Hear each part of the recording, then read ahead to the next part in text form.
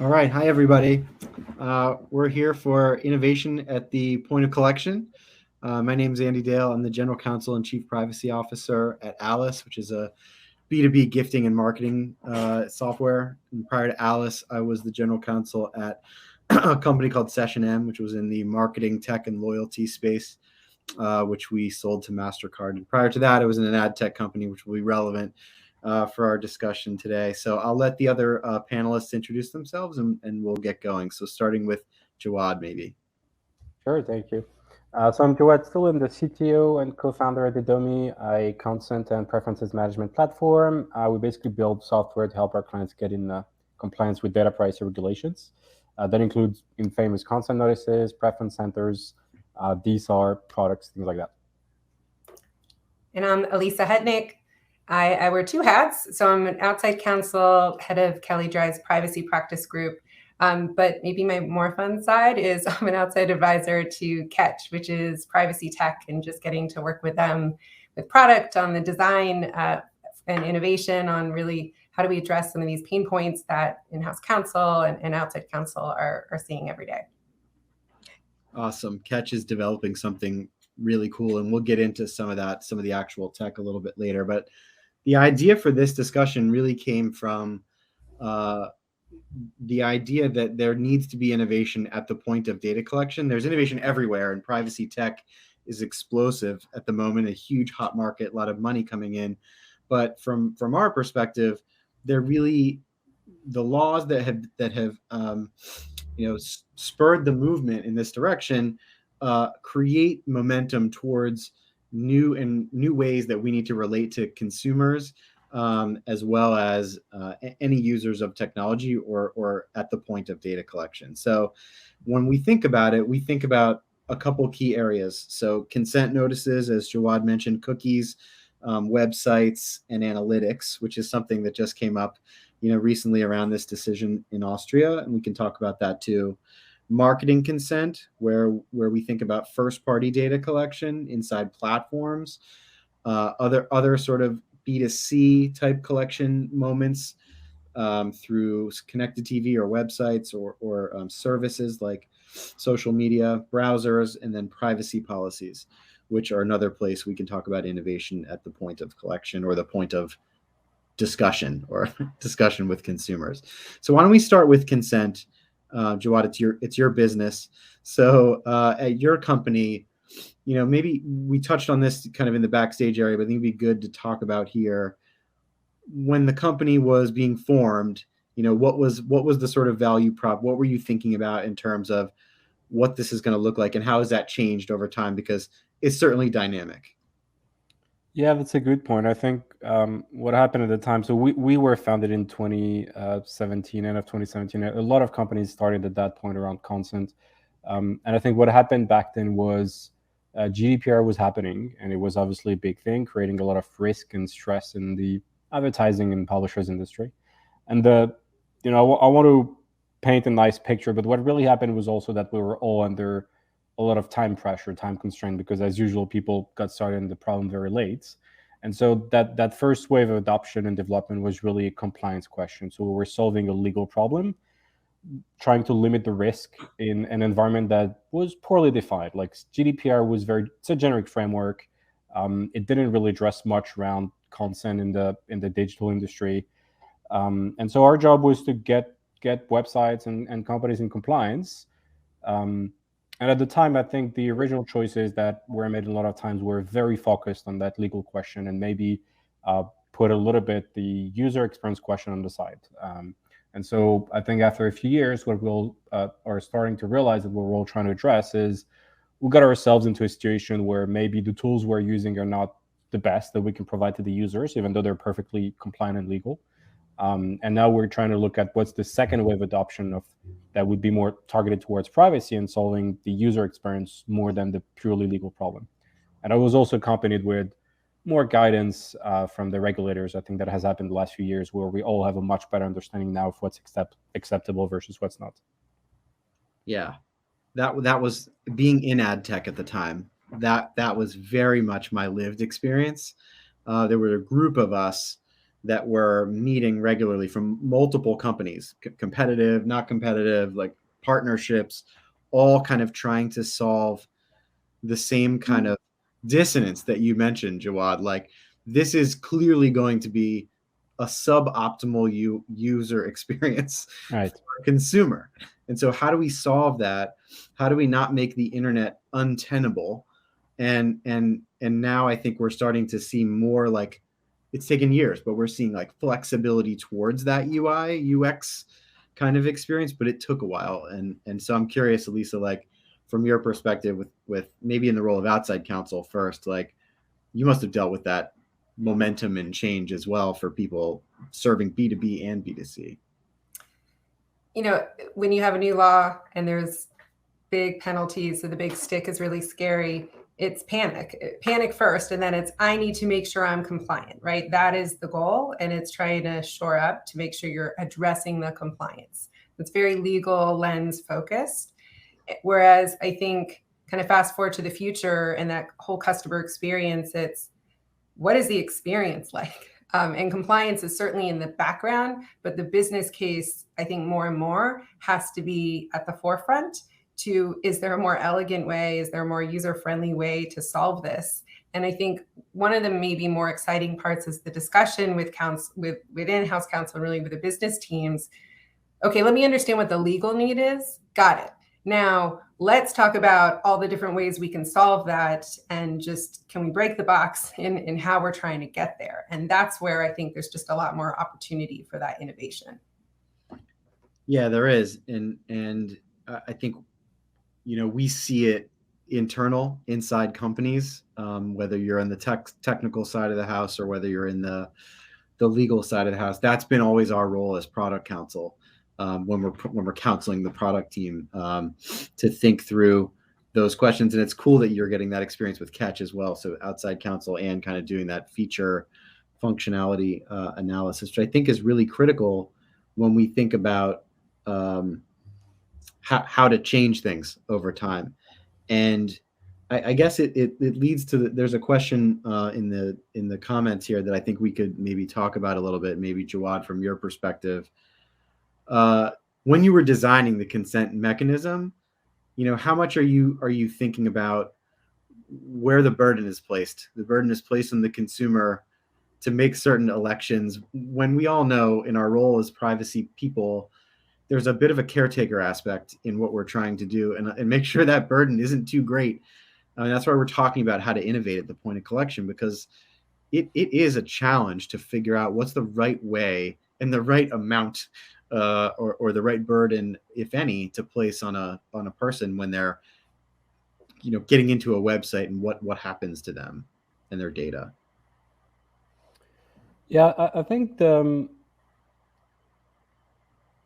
reason we all have a natural tendency to push the legal questions out to the user is because, really, from a legal perspective, we're still in a situation where innovating is risky, because it is incredibly risky to move away in France, for instance, from the CNIL recommendations. And the CNIL has put out very clear expectations, very clear UI and UX designs of what they think is acceptable. And so I think we're kind of in that time where we have to slowly try new things, and we have to also make them accepted from a legal perspective by the regulators. So I think that's just one thing that I wanted to emphasize, is that there was pressure to get into that situation, and there is pressure to stay in there that also comes from regulators. It's not just an industry issue or discussion. But so I think what we're, as a business and as creators of content, notice is a good example of what I think a lot of users are unhappy about. The way we look at innovation today is a few things. You have what I would call timing innovation. When do you ask for content? What is the right time to ask for content? And I think what a lot of websites have done in the past is say, the first time I see the user, I'll ask for everything. I'll get a yes for everything or a no for everything, and then I'll just go with that. One of the things we look at now is, okay, can we split that up? Instead of having this one big content notice that covers your whole experience with the brand, can you split that up into much more digestible chunks that make more sense? It's industry specific, but I think getting a little bit more native in that content experiences make sense.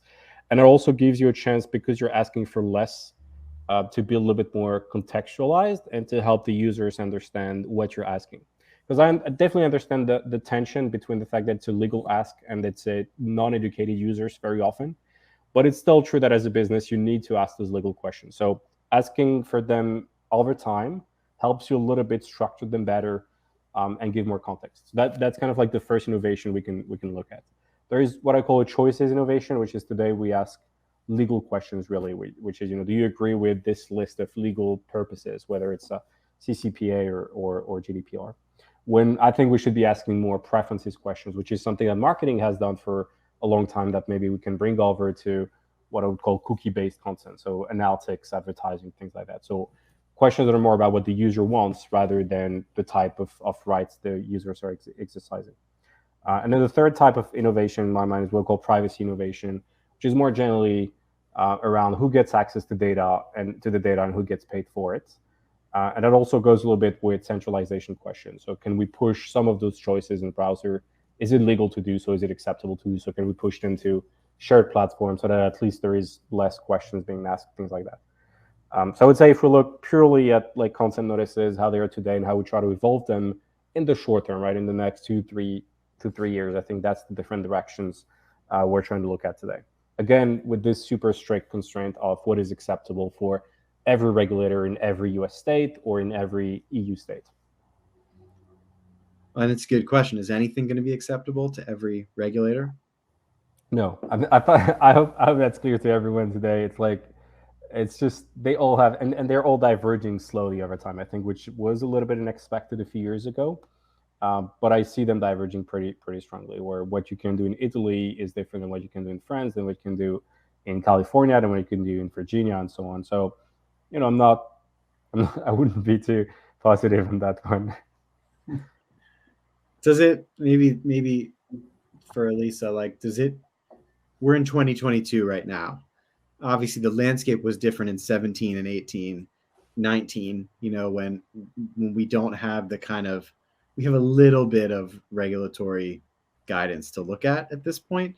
Do we have more air cover to innovate now? Is that how we think about it? Like, we've got more room because there's been disagreement and it's public? I think we have not just a lot more air cover, we have a lot more material. We've had a lot more time and investment. So now just the array of choices and a trend line of where those choices are going, I think we can see a lot more of that. Whereas it was the consent banner, and that was what you had. It's essentially, can I marry you, right from your first visit to the screen? And that was the choice. So I think now we have the progressive profiling. Yes, that's an option. We have investment in, do you actually need to collect all this data? Can you do different types of analytics and measurement in different ways? And that's, obviously, we've got a lot more work on that to go, but there's at least positive investment to come up with some really workable solutions. So I'm very optimistic. I think we're still in the kind of the toddler years of, you can pick and choose. We don't have all the best choices now, but can you start building for where you want to go? And that is getting beyond the legal discussion and really working with product and others to figure out that vision. What should somebody do, if they're in a growth company, or they're even in a bigger company, frankly, that has a different footprint? What should they do if they want to run ads in multiple countries, and including the rest of the world, not just Europe? Like, what should they do? What's the practical way to handle this at this moment? Because everybody's opinion differs. Keneal's opinion is different than, ICO, and they're just different. So is it just, can we innovate at this point? Or are we just sort of like, we have to do the best we possibly can practically to document our approach to all these different countries and kind of pick a partner and go? But I guess, Andy, some of what your comments seems to suggest that it has to be a one size fits all, because we have so many people pulling the levers behind, and operationally that gets too complicated. I don't think that that's the choice anymore. I think you can take jurisdictionally different approaches, and there's both legal reasons and just cultural reasons for doing that. Your relationship with the consumer, there's different considerations there, but your tools should help support you to be able to take a different approach without that creating material operational pain. I think that's a very important point that um, I don't see a way for any big group that operates across multiple geos to not specialize a little bit their operations. And so, you know, you have the US, you have Europe somewhat, and then you have Russia, and then you have China, and you'll have more and more of those. And I feel like you have to get agile in your approach to privacy there, and you have to be adapted to that. I think there is no way around that. How can that, like, how can a not massive company do that? How can a smaller size company, that we're going to go in our negatives? Small, medium, yeah. I mean, like, Yeah, understood on resources right. of Meta and Google and people that are playing at the highest level. So I think you have to have priorities among the small, medium size. What is most important to us, right? Where is our set your intention type of thing? Like, where do we want to end up? What does that look like? And then, I mean, one of the comments, certainly themes from the prior panel, was break down the silos and make sure that if we have a common understanding of what the legal requirements are, then we can start making decisions on, is our culture such that we need a one size fits all? And we're going to go with the most conservative approach, but we're going to really lean heavy on how do we explain that to our customers, to our end users, versus no, we're going to take a varied approach, but here's how we get there. Here's the priority for that. And then really thinking, are you designing that from entirely within, or are you going to get sophisticated on your partners and your tools that you use to help support that effort?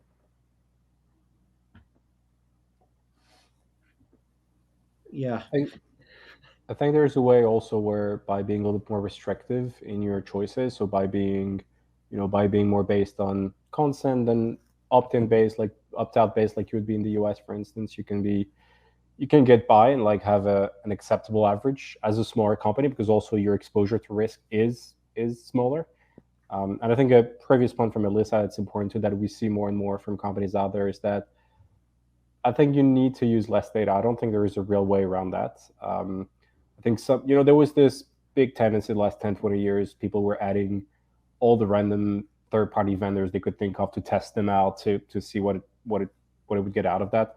I think that logic has to change a little bit. And yes, you have to refocus a little bit on your core tools and on your core vendors to make them more manageable and to not have dozens or hundreds of vendors on your website, which obviously is like a big issue when you're like an ad tech vendor and you're working with other 500 or 1,000 vendors. But I think it's the truth of the matter that this needs to be rationalized a little bit more. And I think that's happening already. I do think that's a great byproduct of some of these laws. Like, the conversations that I have internally with my team are very different now than they were 5 years ago. Very different. Yeah, I think individually that's a good thing as an individual. Right, the forcing function. I mean, cookie hygiene. Let's just start there. That sounded like a really nice thought from legal, but nobody was going to spend money to do it until suddenly you really had to. And in that process, well, whose relationship with this party? All these different relationships with data getting tracked and collected, and it was hard to find who was the business owner for many of those. And so just the process of figuring out, who do we want to be working with? Who do we want to be sharing data with? Why are we doing that? And really thoughtfully working through that effort. There was so much cleanup that happened just there. Completely. And honest, open discussions between privacy, legal, and marketing. One of your core constituents as a GC, this is from that perspective, the core constituents is marketing. Like, there's no, privacy touches everything, so it's relevant across the board, and you have to engage with everybody, but you really need to spend time with your marketing team, and that starts with the human element, like you noted, of like, what do we really need, and you both made this point. What's critical, and then in terms of data, what data do we need versus what data are we collecting versus what data are we using, and what's the minimization path. Optimization, what's the optimal way to be using these tools and the data, and those are critical discussions, and walking them through the what is important and why, and why consent or other related legal and privacy concepts are important. I want to address something that's been in the chat a lot, and maybe we can talk about it. And I admittedly don't know as much on this topic as others, but this concept of consent and how it ties to sort of feeling like a contract. And I know that that comes up also sort of in the context and discussion of privacy policies in general and how consumers interact with privacy policies. But do you all have thoughts and takes on like whether on that issue at all, or have you thought about it? So my background is consumer protection law, and it was always a big fundamentals to work with clients to understand that contract law and contract offenses are separate from consumer protection law. So at the end of the day, consumer protection law is what's the user experience, and as the business, you still have responsibility for what you're representing, right? What promises are you making, and what expectations are you setting? So I think it's nice, and certainly we like to mitigate maybe private plaintiff litigation risk with that concept when it comes to, how can we enforce the contract? But I think at the end of the day, you don't get away from the user experience. You don't get away from the relationship with the consumer. And are you setting expectations appropriately? I think one of the other trend lines that went away, or at least there's a lot more attention to, is all the passive data collection. That was really where everything was. And now we have to, again, move to the forefront of being much more transparent and interact so that we can communicate what the value proposition is. And that goes back to how we need to put more attention to what we are communicating on why we need the data and why it's actually a really good thing and why the consumer wants to share this data. And so, again, I think it just underscores why it's so important to know from the business side what we're doing so you can better explain it instead of just sticking a whole bunch of long text in a privacy policy that looks like a million other companies' privacy policies. Is that what you're dealing with, Jawad, in the user experience innovation over time? That idea? I really like the question. I think there's another one that's on the same line, which is why do we need to push those legal questions to the users? I think what I love about the question is that it surfaces the tension between our personal rights and what we expect our data to be used for, and the fact that businesses are out there to earn money, and that the perfect industry to show that is like publishers.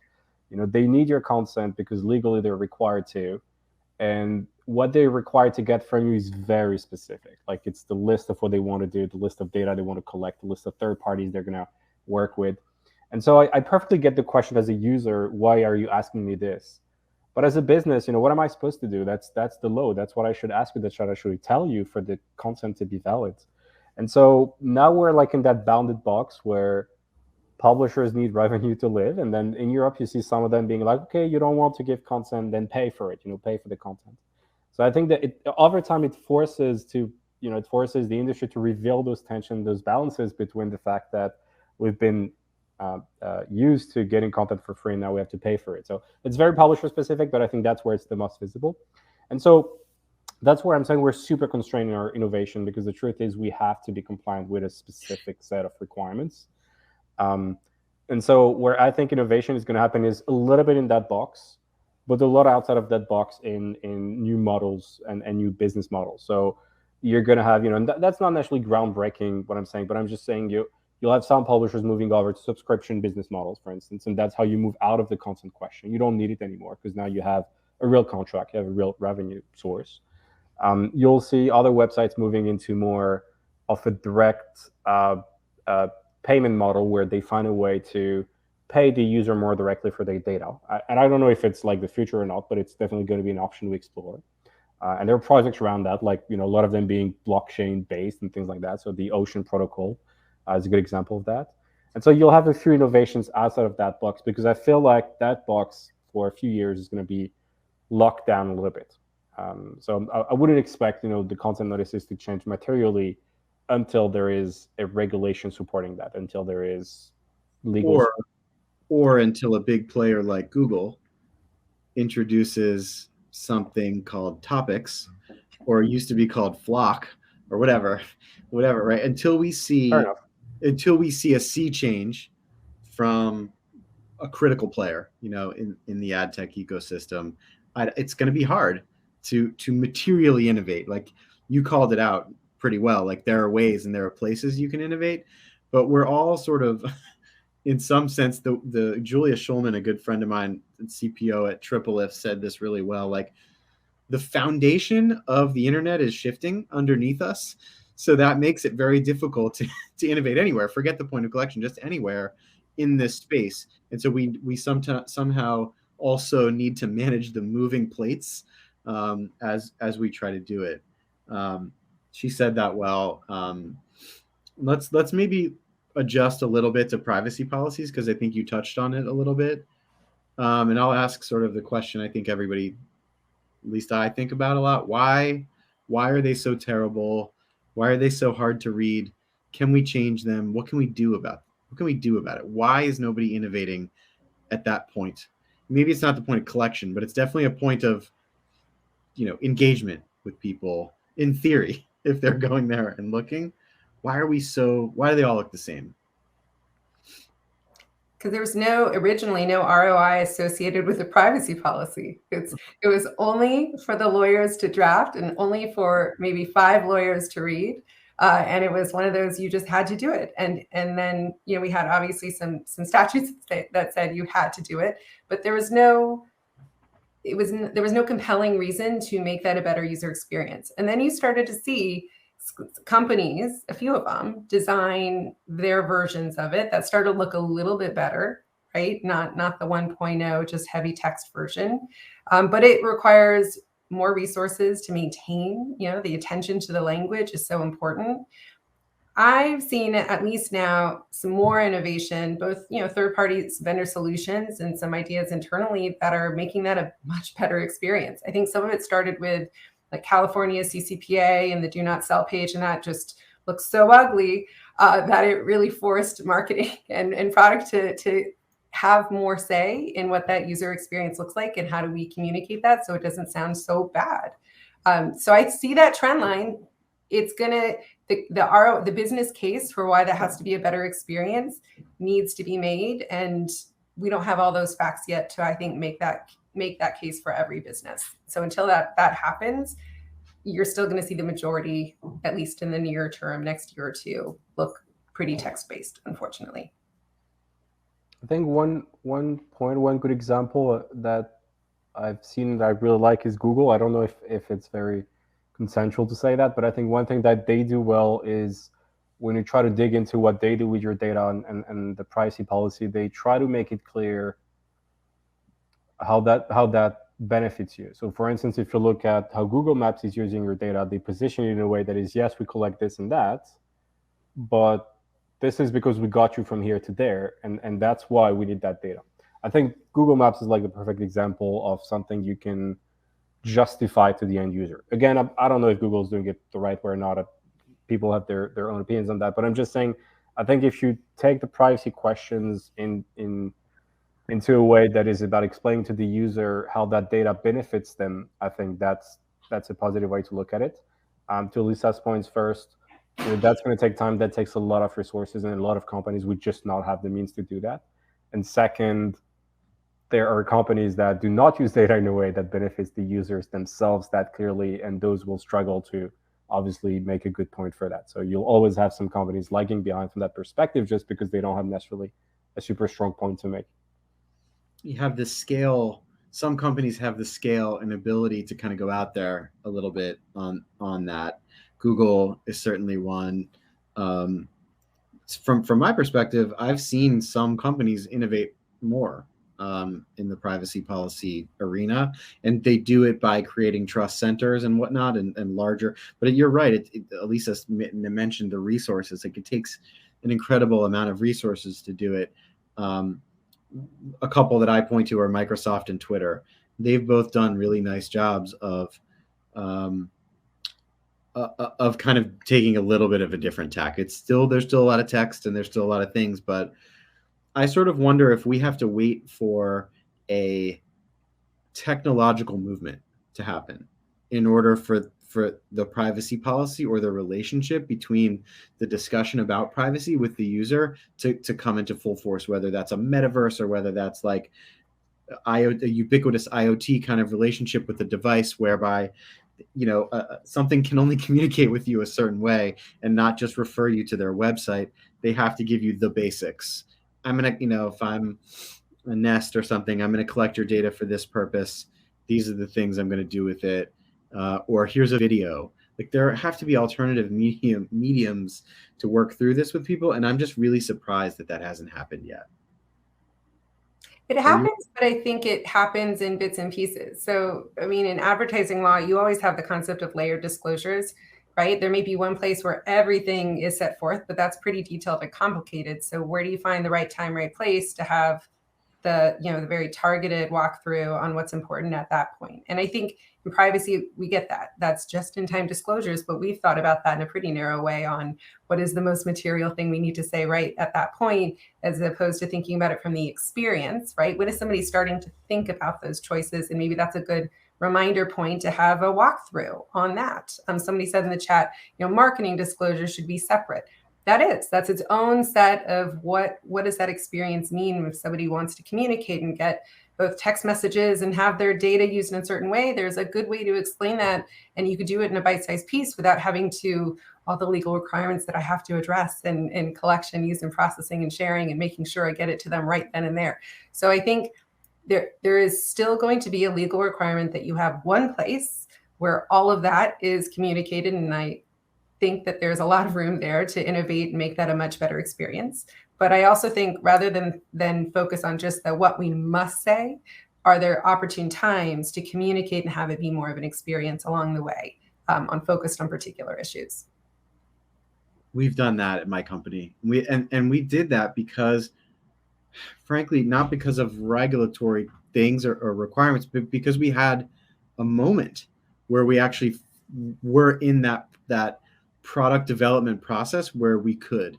And that is, we're a gifting platform. So that's when the recipient is interacting with our platform. That's a moment where we can talk about the data collection and we can explain it and we can provide value. And I think that's one of the things that's always a little tricky is how are you very clear on the value proposition? It's definitely tricky in the cookies world because of the I don't know, for a host of reasons, but the lack of sort of clarity on what's actually happening with the publisher on the website and the data architecture behind it. But Andy, even there, and again, I'm going to be my eternal optimist. So many lawyers didn't know ad tech, like even when they knew enough. But I think it's at least if there's a forcing effect, what GDPR and CCPA did is really forced a big ad tech 101 for so many people, and to have those very specific conversations with product and with business. What data do you need? How does this get you there? No, this is not anonymous data, and working through literally just the data chain that was happening, whereas I don't think that got enough attention before. Yeah. Just one small point also, I think, is that it's happening in layers. So that's where, from a time perspective, it hasn't been that long that the focus has been so strong on the privacy question. So I feel like the first layer was pure compliance. And so you had multiplication of the content notices and the privacy policies. And then that layer 2 of being more user-driven is coming. Obviously, it takes time, but I'm just saying I think it's a layer question. It's going to get there at a bigger scale than just like the biggest companies out there that are able to afford it today. I think that's going to democratize over time through vendors as well. I want to answer one of the questions in the chat asking about a pop-up of the whole privacy policy page.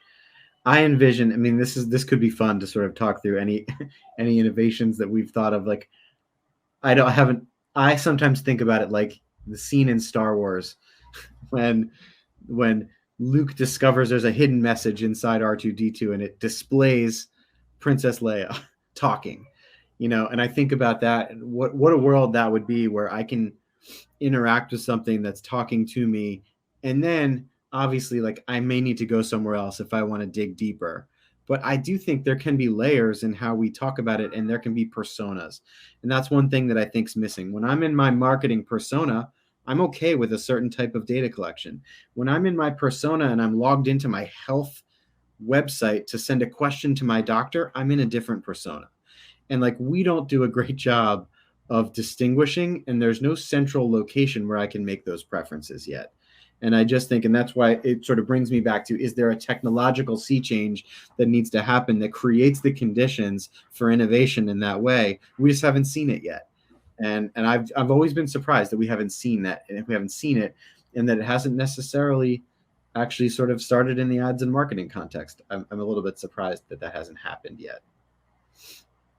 Are you thinking of a centralized place across brands, for instance, or are you thinking more? It could be, yeah. I mean, I'm surprised that hasn't proliferated in some way. I think that's where personally what I see is that's not what companies and brands usually want, where they see it more as they see it as they need to own that part of the relationship with their customer, and that's something they would want to be able to avoid outsourcing to a centralized place. So at least I don't see it happening in a purely centralized fashion, but I do see it happening brand by brand more and more. In some ways, that's a design v build question, right? If there's some really attractive options out there that can integrate fairly easily, and there's a lot of brand strength that might go with adopting some of those options, and it's an easier path to do, that's opportunity. I think I've seen little hints of some of this with companies that have reached out to me to give them feedback on their privacy ideas, and there's definitely a lot of creativity and activity happening. It's who's going to get in the right places to get some lift from that. And I think some of the innovation I've also seen in response to really the consumer trust issue is there a trusted intermediary now that's going to manage consent, right? And that can be both scary to publishers, but if there's enough consumer demand, maybe there's a role for that. So I think that there's certainly a lot of experimentation happening there. The main risk with ad tech is you're going to end up with 10 different centralized consents. That would be the main risk there. If that happened, how would you solve that? Because I do see that. I mean, we do see the fragmentation with respect to the ID itself. Yep. It's being used. So we will definitely be facing a flavor of this problem. Yep. Well, I think the issue is if you have fragmentation of the idea of consent is that what's going to happen is that publishers in particular, but that's also true for like retailers, they will be tempted to keep their own choices, and now you'll just have their own choices on top of whatever managed centralized consent choices you've already made. And so it will get worse, not better from that perspective. Unless there's a groundswell for some at least baseline uniform standards, right? At some point you differentiate, but is there some common framework that across different ecosystems that there's enough reason to adopt? I mean, CTV OTT is an example where there's a whole lot of attention there. It's very fragmented. Some refer to it as the Wild West. Others say, here's an opportunity to build some standards so that it's actually a pretty clear user experience. And I think you have a lot of other areas like that where it's opportunity. Now, can everybody get along, at least aligned on working together to do that? I've always viewed CTV as an opportunity to have a better conversation with the consumer. When you buy a Roku device or you buy a smart TV and you log in, it's one of those situations where you're actively making a transparent deal, and you actually have that moment, or your cable provider or whatever, and you go in there and you're like, okay, I'll share my data with you, and what am I going to get for it? I'm going to get free content. I'm going to get 6 new movies a month, whatever. Like, I'm going to make a deal with you and show me where I can go change these preferences at some point. It always felt to me like that could be one of the technological places where there's openness and potential for that. And it makes me sad to hear that it's a bit of the Wild West, or it's fragmented at this moment, because it feels sort of like the conversation isn't, or that like the meets and bounds of that relationship when the consumer comes to that device and starts interacting, that feels like a good moment. And that feels like the kind of moments that the laws we have right now are kind of designed to push forward, like more open, more transparent conversation about what both parties are going to do with the data. A good example there is Apple and iOS, where they're now forcing apps to ask for consent for using IDFA as like a specific pop-up. And what you saw happening there is that now you have the Apple one, and you have the consent that is specific to the app. I think the reason is because a few years ago, I think a lot of people were worried or excited about the idea that platforms would have that centralizing role.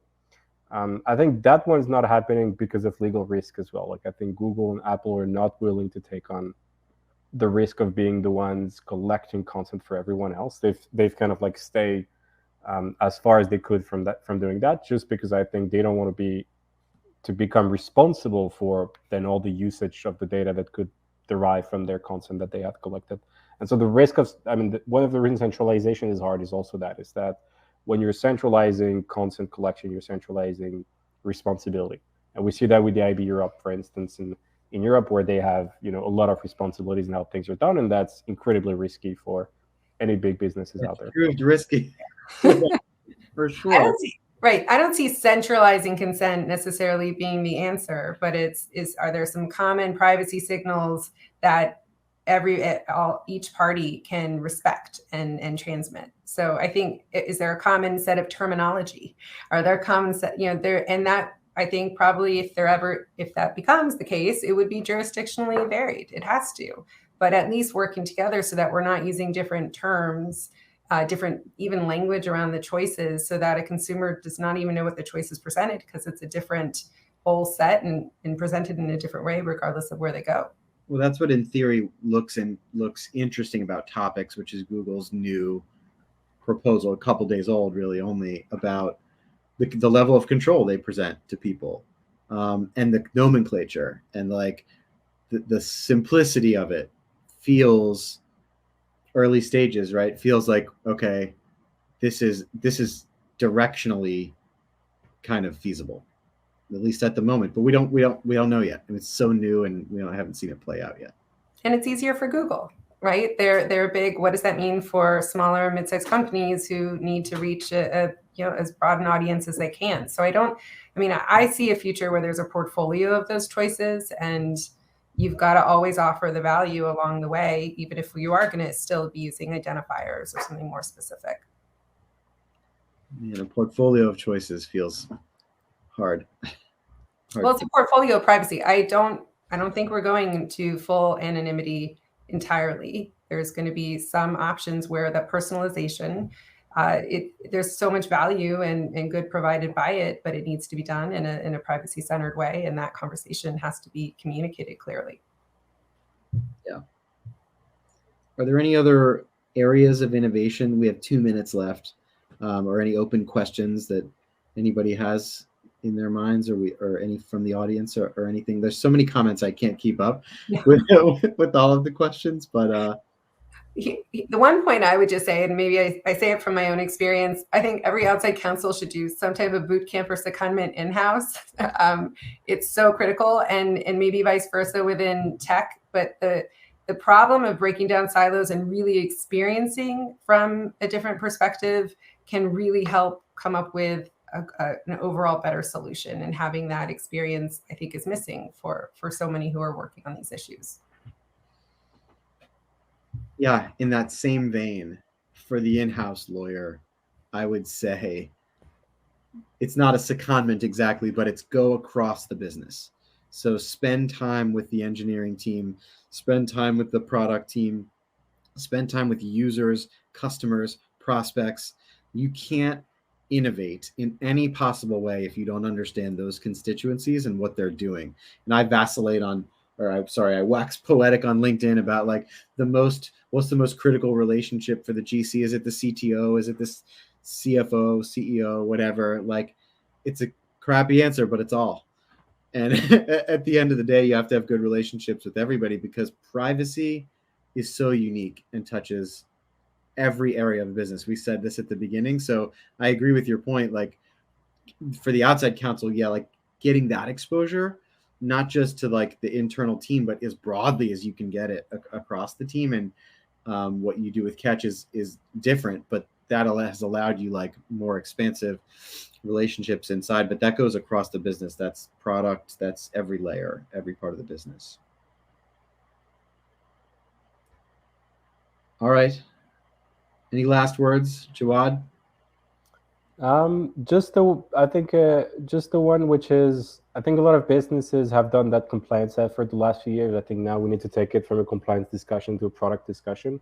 The same way as we build our UX, UI, user experience for our generic products is how we should think about privacy moving forward. Because I feel like this baseline of people understanding what privacy is across the company is getting there, and now we can kind of like build on top of that. So that's where I'm confident that when I work with our clients is like I've seen that change happen, and I know moving forward it can almost only get better. Agreed. And all the innovation happening in privacy tech will help.